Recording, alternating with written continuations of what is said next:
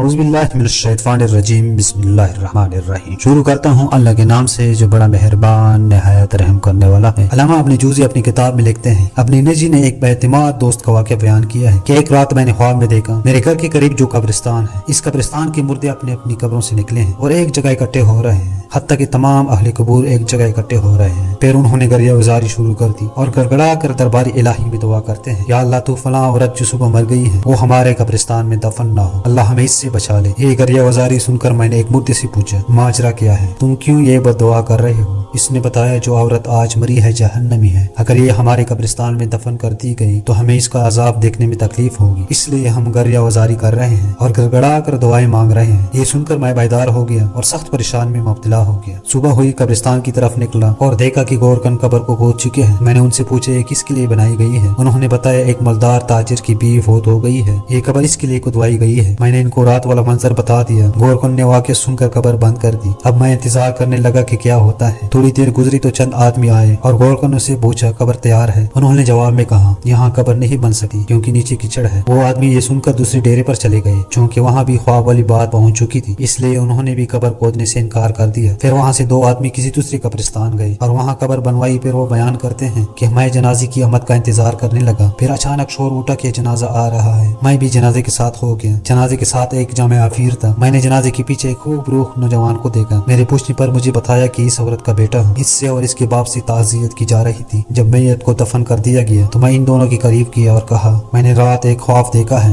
اگر اجازت ہو تو بیان کر دوں۔ یہ سن کر باپ نے یعنی مرنے والے کی خاوند نے کہا مجھے خواب سننے کی ضرورت نہیں، لیکن لڑکے نے کہا مجھے سنائیے۔ میں اسے اکیلے میں لے گیا اور خواب بیان کر دیا۔ پھر اس سے کہا تجھے چاہیے کہ تو اس بات کی تفتیش کرے اور وجہ معلوم کرے کہ کیوں قبر والوں نے گڑگڑا کر دعا کی ہے۔ اس نوجوان نے کہا اور تو مجھے کچھ معلوم نہیں، مگر اتنا جانتا ہوں کہ میری ماں شراب نوشی کرتی تھی اور گانے سنتی تھی، نیز دیگر عورتوں پر بہتان لگایا کرتی تھی، مگر یہ افعال اتنے سنگین نہیں کہ یہاں تک بات پہنچ جائے کہ مردے بھی یہ دعائیں کریں کہ یہ ہم میں دفن نہ ہو۔ پھر وہ نوجوان مزید کہنے لگا کہ ہاں ہمارے گھر ایک بوڑھی عورت ہے جس کی عمر 99 سال کی ہے، وہ میری ماں کی دایا اور خدمتگار تھی، اگر آپ چاہیں تو چلے چل کر اس سے پوچھ لیتے ہیں، شاید وہ میری ماں کا کردار جانتی ہو۔ پھر ہم دونوں اس نوجوان کے گھر گئے۔ اس نوجوان نے مجھے ایک بالا خاتون سے ملوایا۔ اس نوجوان نے بڑھیا کو میری طرف متوجہ کیا۔ میں نے خواب بیان کر کے پوچھا اماں کیا تیرے پاس کچھ معلومات ہیں؟ یہ سن کر بڑھیا کہنے لگی میں اللہ سے دعا کرتی ہوں کہ وہ اسے بخش دے، وہ عورت بہت زیادہ بدکار تھی۔ اس پر نوجوان نے بڑھیا سے پوچھا میری ماں شراب نوشی، گانا سننے اور عورتوں پر بہتان لگانے کے سوا اور بھی کسی گناہ میں مبتلا تھی؟ بڑھیا نے کہا بیٹا اگر تو برا نہ مانے تو میں تجھ کو بتا دیتی ہوں، کیونکہ اس آدمی نے جو خواب بیان کیا ہے یہ تیری ماں کے گناہوں کے سامنے معمولی ہے۔ یہ سن کر نوجوان نے کہا میں چاہتا ہوں کہ تو ہمیں بتائیں تاکہ ہم ایسے کردار سے بچ جائیں اور عبرت حاصل کریں۔ یہ سن کر بڑھیا رونے لگی اور کہنے لگی خدا تعالی جانتا ہے کہ میں کئی سال سے توبہ کر چکی ہوں، مجھے امید تھی کہ تیری ماں بھی توبہ کر لے گی، مگر اس نے توبہ نہ کی۔ اب تمہیں 3 کارنامے تیری ماں کی سناتی ہوں۔ تو اس بڑھیا نے اس عورت کی لڑکی کو مخاطب کر کے کہا تیری ماں بہت بڑی بدکار تھی، ہر دن 2 نوجوان اس کے گھر آتے تھے جس سے وہ اپنی خواہش پوری کرتی تھی، اور تیرا باپ بازار میں کام کرتا تھا۔ پھر تو جب جوانی کو پہنچا تو نہایت حسین و جمیل ہو چکا تھا۔ میں دیکھا کرتی تھی کہ تیری ماں تیری طرف شہوت کی نظر سے دیکھا کرتی تھی، حتیٰ کہ ایک دن تیری ماں نے مجھے کہہ دیا کہ میں اپنے بیٹے پر فریفتہ ہو گئی ہوں، لہٰذا کسی طریقے سے اس کو میری طرف رائے کریں۔ میں نے یہ بات سن کر تیری ماں سے کہا بیٹی یہاں تک کیوں جاتی ہے؟ تیرے لیے اور بہت سارے نوجوان ہیں جن سے تو اپنی خواہش پوری کر سکتی ہے، لہٰذا بیٹی تو اللہ تعالیٰ سے ڈرو اور اس ارادے سے باز آ جا۔ تو تیری ماں کہتی تھی نہیں مجھے اس کے سوا صبر نہیں۔ تو میں نے تیری ماں سے پوچھا تو اس مقصد میں کیسے کامیاب ہو سکتی ہے؟ حالانکہ بیٹا بھی اب 9 عمری کو ہے، تو خواہ مخواہ بدنام ہوگی، لہٰذا خدا کے لیے اس ارادے سے باز آ جا۔ تو تیری ماں نے مجھ سے کہا اماں تو میری مدد کریں تو میں کامیاب ہو سکتی ہوں۔ میں نے پوچھا کیا کیا جائے؟ تو تیری ماں نے کہا کہ فلاں گلی کے مکان میں ایک عرضی نویس ہے، وہ رکے ہاتھ لکھ کر مردوں کو عورتوں سے ملاپ کراتا ہے اور اجرت لیتا ہے، تو اس کو کہہ دے کہ وہ میرے بیٹے کو تحریر لے کے اور نام لیے بغیر کہ ایک دوشیزہ تو اس سے عشقی حد تک محبت کرتی ہے، وہ تو اس سے فلاں جگہ فلاں و ملاپ چاہتی ہے۔ اس بڑی عورت نے کہا کہ میں نے ایسے ہی کیا، اور جب تجھے میں نے وہ خط دیا تو بھی فریفتہ ہو گیا اور تو نے لکھ دیا کہ مجھے منظور ہے، فلاں وقت میں آ جاؤں گا۔ تو میں نے تیری ماں کو وہ خط لا کر دے دیا۔ تیری ماں نے جواب پڑھ کر کہا اماں تو میرے بیٹے سے کہو کہ فلاں وقت فلاں جگہ آ جائے، اور تو فنا بنانا اچھی طرح تیار کر، اس میں پل اور خوشبو وغیرہ کا انتظام کریں۔ تو میرے بیٹے کو یہ بھی کہہ دیں کہ جس عورت نے تجھے بلایا ہے وہ ابھی تو شیزہ ہے اور روشنی پسند نہیں کرتی، بلکہ یہ کام اندھیرے میں بہتر ہے تاکہ تمہارے والدین کو تم پر شک نہ گزرے۔ پھر میں تیرے پاس آئی تھی تو نے یہ بات مان لی اور رات کا وقت مقرر ہوا۔ میں نے تیرا جواب تیری ماں کو پہنچایا تو اس نے بہترین کپڑے پہنے اور عمدہ خوشبو لگائی اور وہ اس بلخانہ میں پہنچ گیا اور پھر تو بھی پہنچ گیا۔ پھر تو وہی سو گیا تو میں نے صبح کے وقت آ کر تجھے جگایا۔ پھر چند دنوں کے بعد تیری ماں نے مجھ سے کہا کہ اماں میں اپنے بیٹے سے حاملہ ہو گئی ہوں، اب میں کیا کروں؟ تو میں نے کہا مجھے تو کچھ سمجھ نہیں آ رہی کہ تو کیا کرے، لیکن تیری ماں کسی ہیلے بہانے سے تجھ سے اپنی خواہش کرتی رہی۔ حالانکہ ولادت کا وقت قریب آ گیا تو تیری ماں نے تیرے باپ سے کہا کہ میں بیمار ہوں، میں چاہتی ہوں کچھ دن اپنی ماں کے پاس رہا ہوں۔ تو تیرے باپ نے اجازت دی۔ پھر میں اور تیری ماں تیری نانی کے گھر چلے گئے، وہاں ہم نے ایک کمرے میں رہائش رکھ لی اور جب ولادت کا وقت آیا تو میں ایک دایا کو بلا کر لائی تو تیری ماں کے ہاں ایک بچہ پیدا ہوا جسے تیری ماں نے مار دیا اور پھر ہم نے وہ بچہ دفن کر دیا۔ ابھی کچھ دن ہی گزرے تھے کہ تیری ماں نے مجھ سے کہا اب پھر میں اپنے بیٹے سے خواہش پوری کرنا چاہتی ہوں۔ تو میں نے کہا بیٹی جو کچھ ہو چکا ہے تیرے لیے کافی نہیں۔ تو تیری ماں نے کہا مجھے صبر نہیں ہے، اور پھر اسی طرح یہ سلسلہ شروع ہو گیا۔ پھر جب وہ بڑھیا دوسرا واقعہ سنانے لگی تو اس عورت کے بیٹے نے یہ کہہ کر بات ختم کر دی اماں بس کر اتنا ہی کافی ہے، اللہ تعالیٰ میری ماں پر لعنت کرے اور ساتھ تجھ پر بھی لعنت کرے۔ یہ کہہ کر وہ اٹھ کھڑا اور میں بھی اس کے ساتھ اٹھ کر آ گیا۔ میرے پیارے دوستوں، اس واقعے سے ہمیں یہ سبق ملتا ہے کہ اندازہ کیجیے جب انسان کی شرم و حیا ختم ہو جائے تو وہ کس قدر پستی میں چلا جاتا ہے۔ اس واقعے سے سبق حاصل کریں اور اللہ تعالیٰ سے پناہ مانگیں۔ اللہ تعالیٰ ہماری حفاظت فرمائے، آمین۔